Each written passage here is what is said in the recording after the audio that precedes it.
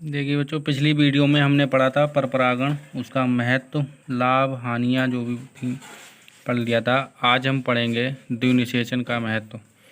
द्विनिषेचन के अंतर्गत त्रिलयन से भ्रूणपोष का निर्माण होता है। अवायवीय बीजों के लिए निर्माण के लिए द्विनिषेचन आवश्यक होता है। देखो, अनिषेक फलन क्या होता है? पैथोजिन क्रॉपी, मतलब कुछ पौधे में फल बिना निषेचन के विकसित हो जाते हैं। कुछ जो पौधे होते हैं उनमें निषेचन की क्रिया नहीं होती है और बिना निषेचन के ही फल विकसित हो जाते हैं। तो बिना निषेचन के बनने वाले फल अनिषेक फल तथा यह क्रिया अनिषेक फलन कहलाती है। जब कोई फल बिना निषेचन के, जब किसी भी पौधे में फल बिना निषेचन के विकसित हो जाते हैं तो इस प्रकार के फल को हम अनिषेक फल तथा यह क्रिया अनिषेक फलन कहलाती है।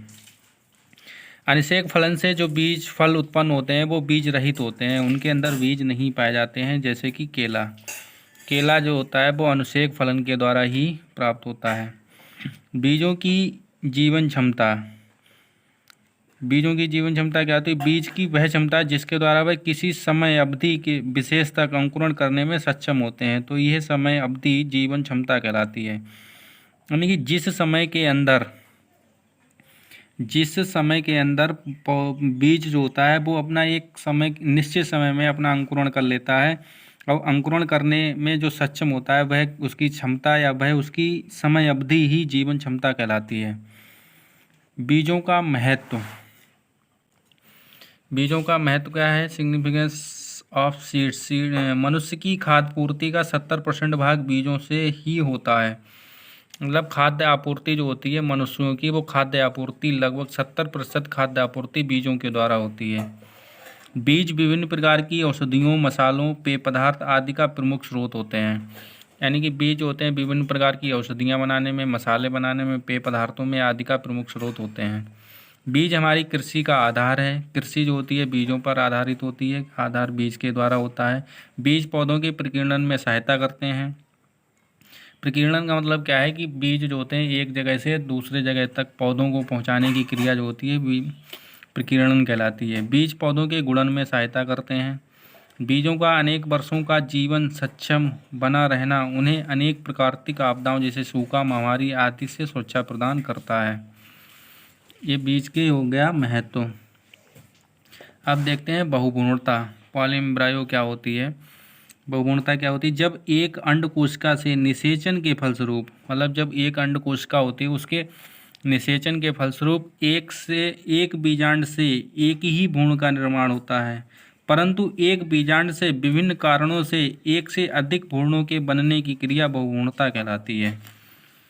क्या होता है? वैसे तो क्या होता है, अंड कोशिका से निषेचन के फलस्वरूप एक बीजांड से एक ही भ्रूण का निर्माण होता है, लेकिन कभी कभी क्या होता है कि परंतु एक बीजांड से विभिन्न कारणों से एक से अधिक भ्रूण बन जाते हैं, तो एक बीजांड से एक से अधिक भ्रूण बनने की क्रिया बहुभ्रूणता कहलाती है।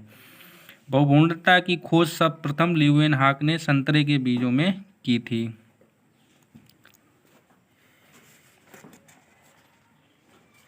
बहुभ्रूणता जो होती है वो 3-4 प्रकार की होती है। बहुभ्रूणता 4 प्रकार की होती है। सरल बहुभ्रूणता, सरल बहुभ्रूणता में क्या होता है, किसी कारण एक पौधे एक कारण से एक से अधिक भ्रूणपोष उपस्थित हों तथा निषेचन के पश्चात प्रत्येक भ्रूण की अंड कोशिका से एक ही भ्रूण का निर्माण होता है, तो वो सरल बहुभ्रूणता कहलाती है। मतलब क्या होता है कि बहुभ्रूणता बीजांड से बने भ्रूणपोष तो उपस्थित होते हैं, लेकिन कुछ कारणों से अंड कोशिका में एक ही भ्रूण का निर्माण होता है, तो वो सरल बहुभ्रूणता कहलाती है। मिश्रित बहुभ्रूणता जो होती है, भ्रूण कोश की अंड कोशिका से अतिरिक्त किसी अन्य कोशिकाओं के निषेचन द्वारा भ्रूण बनने की क्रिया मिश्रित बहुभ्रूणता कहलाती है। जैसे एलियम की स्पीसीज में, एलियम का मतलब जो प्याज वाली जितनी भी प्याज है, लहसुन है, इनकी स्पीसीज में जो जितनी भी कोशिकाएँ होती हैं वो मिश्रित बहुभ्रूणता कहलाती हैं।